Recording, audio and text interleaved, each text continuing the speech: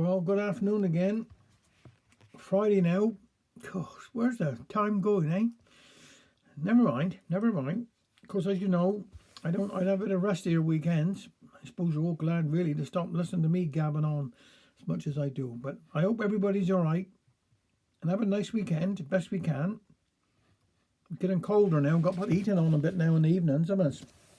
But that's what it's all about. So I ain't going to do much up the allotment now the next few weeks, letting it all calm down a bit and then tying down and ready for Christmas. Anyhow, I'm going to do a Liz Armand story here today, and then I'm going to follow it with a little poem by David Prowse. Now this one's called The Chicken.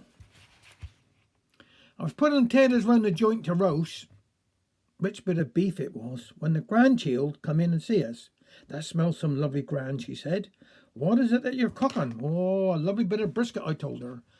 I find that I had a bit of good brisket, cooked slow, got some really lovely flavour. Alfred would dearly love it. Oh, we never have beef, Gran, she replied. All we have is chicken. Mother says that chicken is healthy and some lot cheaper than meat. Oh, you never ought to complain, I told her. When your granda and me were children, we only saw chicken once a year, Christmas time. We couldn't afford no other time. It was so dear. Here, make yourself a cup of coffee and sit down. I'll tell you about a certain chicken we had when I was young. When she sat down by the table with a piece of heavy cake and a packet of chocolate biscuits to go with the coffee, she got some good appetite. Take after Granda, I reckon. I told her now, when I was a child, there was a time when I was a bit delicate. You, delicate, Gran? I got a job, believe that. Yes, there was one year when I went down poorly with everything. You see, in our young days, there wasn't no injections for all the children complaints like measles, mumps, and scarlet fever, and I had them one after another. I reckon I was off school for 3 months or more, and I was brim-wished. The doctor told my mother that I needed building up, and she ought to try to tempt my appetite with something nourishing like chicken and bran essence of beef. When he thought my mother was going to get chicken from her, well, I don't know. My dad hadn't been able to go to sea for nearly a month, and times was hard. Then my grandad come up with some from down along and said that he heard how some farmer up Chenille was getting rid of his chickens and that he was selling them off for £0.50 each. Then my grandfather said to Dad, "Here, boy, here's the money. You go up to Chenille and get one of they there for a dear child." Now Chenille from where we live was over 2 miles away, and there wasn't no buses, so he could catch up there. But off he went, stanking up the hill. I must have been quite late by the time he got home, after walking 4 miles there and back. Now I remember my mother telling me the story, because she said that when my dad took the chicken out of the bag, not only did it have feathers on, but it was still alive. She said that she screeched out and told E that he would have to take him back again, and she couldn't bear the thought of eating anything that she'd looked at in the face and eyes of. Poor feather, what a predicament. He didn't relish the idea of walking another 4 or 5 miles that night, but my mother was adamant. Back it had to go. Why did he refuse the living chicken in the first place? Asked the grandchild. He couldn't do that, I answered. He had to do what he was told, like a good husband should. He was sent to get a chicken, and a chicken he had to bring home. Well, my dad set off again, take the chicken back, but by now 'twas dark. So as he set off along the street, he noticed a light on in little shoemakers, that the shoemaker was still working, and he called out to my father when he saw him pass the window. Father went in and told Mr. Williams all the story, and he said that Dad didn't want to go all the way back up Chenille, he said, and he didn't mind wringing the neck of the chicken. How he had growed up with poultry and had killed scores. So that's what he'd done. Now they had to pluck the bird and then clean him and chop the head off. Then they think of a story that would satisfy my mother. Mr. Williams brushed a bit off the dirt off his cobbler's bench, and together they did the necessary. Mr. Williams even found the greaseproof paper that had been in sandwiches for his dinner to wrap 'em in.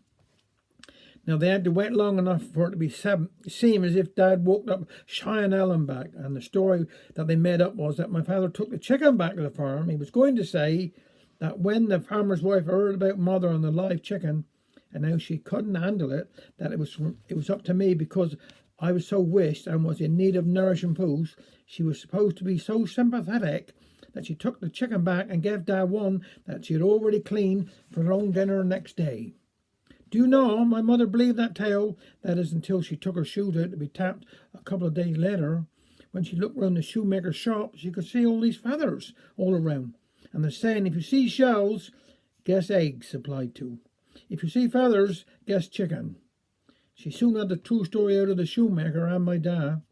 But then it was too late to do anything about it, because the chicken had been eaten and gone past clucking place. That didn't stop my father getting tongue pie.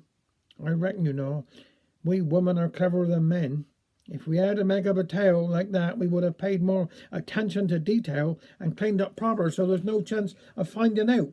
You know, I reckon that was the only time in my life I ever had chicken other than Christmas. Now, my queen, I asked her, are you going to have a bit of roast beef with me? There's plenty, or are you going home and have some chicken? Do you know, Gran, she said, after that story, I think I'm going to become a vegetarian. This one's called Forbidden Fruit. When I see a harvest festival, said Jan Travascus said, I always think of Gabriel Trelaw. He lived up in the manor house as pompous sort of chap. We never knowed the pain of being poor.